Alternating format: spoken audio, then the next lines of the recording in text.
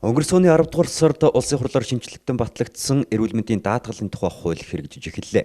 Уг шинэ хуулиар иргэд элэг, ходоод, улаан хоолой, умаан хүзүү, хөх, уушиг, бүдүүн шулуун гэсний 7 төрлийн хорт хавдрын урьдчилан сэргийлэх үзлэгт өн төлбөргүй хамрагдах боломжтой болж байна.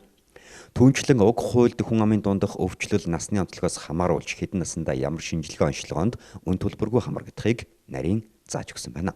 Эрүүл мэндийн урьдчилан сэргийлэх эрт илрүүлэх үзлэгт хамрагдах тухай заасан байгаа. Тэгэхээр насны хувьд бол 18-аас 34, за 35-аас 45, 46-аас 64, 65-аас дээш гэсэн ийм дөрвөн насны ангиллаар үзэж байгаа. Эрүүл мэндийн даатгалаа үзсэн хэн болгоно бол энэ эрүүл мэндийн урьдчилан сэргийлэх үзлэгт хамрагдаж эрт илрүүлэх үзлэгт үзлийн товлолд орох бүрэн боломж бүрдэж байгаа. За тэгэхээр 18-аас 34 дээр бол биеийн ерөнхий үзлэг, бэлгийн замаар дамжих халдвар, за уушигны эрентгийн зураг гэсэн ийм үзлэгийн эрүүл мэндийн үзлэг хамрагдж байгаа. За 35-аас 45 дээр болохоор за саяны дээр нэмээд хөх умаан эрт илрүүлэх үзлэг, за мөн ходоодны дуран, за тэгээд дээр нь бол хэвлийн эхо нэмэгдэж байгаа. Тэгэхээр хэвлийн эхо нэмэгдэж байгаа гэдэг бол цулдаг эрхтний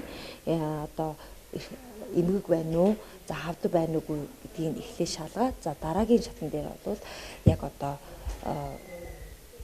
нэг бүрчлэн үзлэгт хамрагдах ийм боломжууд бүрдэж байгаа юм. За дээр нь нэмээд энэ дээр бол бүдүүн шулуун гэдсний дуран орж ирж байгаа. За дээр нь төрөө улчирхаан хортой хоргүй хавдрын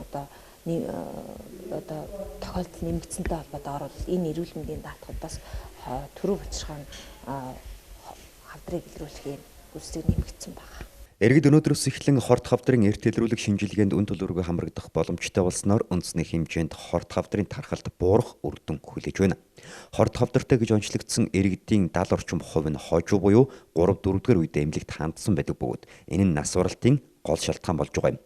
Тухайлбал манай улсад жилд дунджаар 4400 орчим хүн хорт хавдрын улмаас нас барж байна.